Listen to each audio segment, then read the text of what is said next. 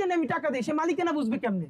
তো আমাদের এখন প্রথম লড়াই হলো প্রত্যেকটা মানুষের কাছে যাওয়া, রিক্সাওয়ালার বোঝানো যে জানুয়ারি থেকে ডিসেম্বর আপনি প্রতি বছরে কমপক্ষে এত টাকা রাষ্ট্রে দেন। আপনারা যেটা, সে তো ভ্যাটও জানে না, কিন্তু ভ্যাটই তো ট্যাক্সের সব থেকে বড় উৎস।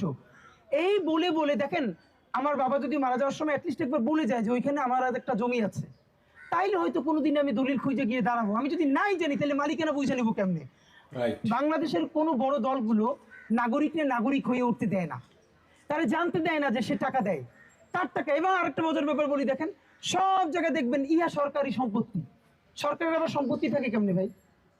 সরকার যখন ধরেন বিএনপি ক্ষমতায় আসুক, জামাত আসুক, যে দল আসুক, তারা কি কোনো টাকা নিয়ে তারপর সরকার গঠন করে? সরকারের তো কোনো সম্পত্তি থাকতে পারে না, এটা পাবলিক প্রপার্টি, মানে জনগণের সম্পত্তি। রাষ্ট্র জনগণের, সম্পত্তিও জনগণের। সরকার এটার মেনটেন্যান্স করে, একটা নির্দিষ্ট ম্যান্ডেট নিয়ে তার বিনিময়ে তারা বেতন নেয়, সে স্যালারিড।